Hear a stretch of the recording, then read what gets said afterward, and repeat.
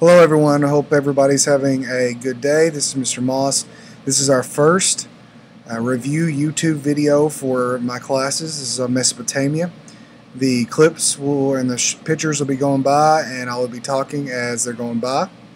I hope this helps you, and we'll see how this works. As you can see, Mesopotamia is located in between the Tigris and Euphrates River, which is in the current day country of Iraq. Here we have at the bottom of that, or at least goes in the field, is silt made up of microscopic organisms. That's good for farming. This is the dirt. And to get water to their crops, they used irrigation systems, which are little canals and channels dug from a river to the fields, as you can see right there.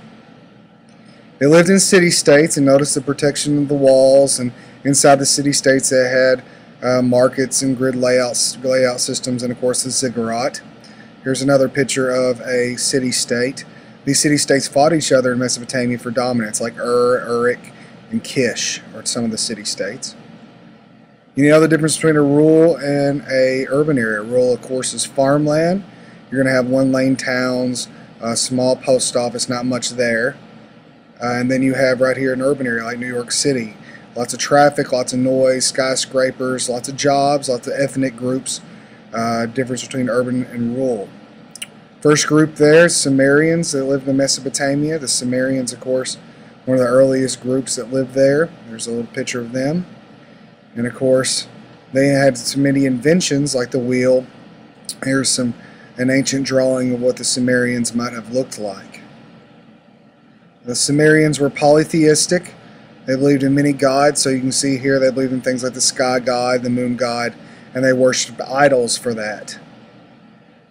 They also had a social hierarchy, which means that the priests were usually up top along with the king.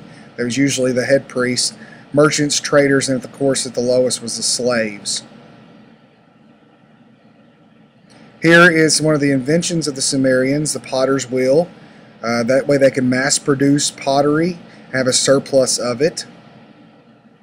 Another invention here, the plow, of course used for tilling and digging up dirt so they can use it for growing crops. Here is a ziggurat, a temple they used, a wedge-shaped level temple. Notice the levels there and the importance of it being the center of their community. Another big thing for them was cuneiform, the first written language, wedge-shaped writings of the Sumerians. You see there the wedge-shaped writings of cuneiform. Very important for the Mesopotamians, well, the Sumerians. First writing system, cuneiform. Did you know that there's a store named after me? But it's really not a storm. It's a store. It's really named Ben Moss, but it's not my store. Something a little extra. That's Sargon of the Akkadians. Remember, he created the first empire. The Akkadians took over the Sumerians for a short time. Sargon did create an empire, but of course, there's Akkad right there, and it was destroyed eventually and retook over by the Sumerians.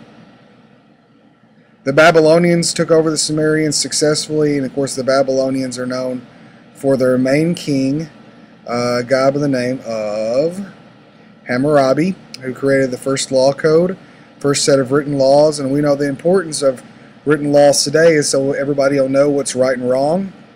We base a lot of our laws, like the Constitution and our state and local laws, are written down so everybody can see them.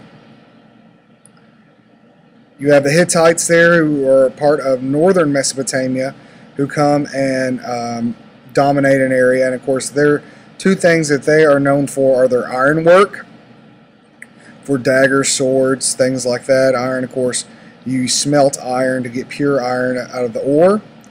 And here's another example of their iron idol that they had, a bull, probably one of their gods that they worshipped.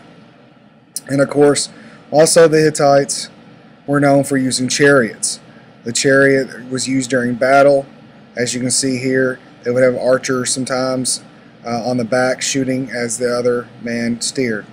The Assyrians came after the Hittites. They're the bad guys in Mesopotamia. You see the guy getting poked in the eye there. It was not fun to be an enemy of the Assyrians. We watched a video in class of some pretty bad things that happened to them. They were very good militarily. They took the spoils and riches from a lot of areas. You just did not want to mess with the Assyrians, or you more than likely were going to lose your life. The Assyrians lost control, though, to the Chaldeans with their main king, King Nebuchadnezzar. King Nebuchadnezzar, of course, built one of the 7 wonders of the ancient world, and that is going to be the Hanging Gardens, as you can see there. And we watched a little brain pop about that in class. The Hanging Gardens, of course, one of the 7 wonders, is ziggurat that he built. You also might know King Nebuchadnezzar from Shadrach, Meshach, and Abednego story in the Bible. He was mentioned there in that story. Lastly, we talked about the Phoenicians. They were a maritime group, which means it was sea-based. They traded a lot. They had a lot to do with boating and such. But the big thing with them is they created the first alphabet, which we use a lot of those symbols today. So we can thank the Phoenicians for the alphabet. And just for a little fun here, there's a good-looking dog. There's a football player cat, and we are all done. Have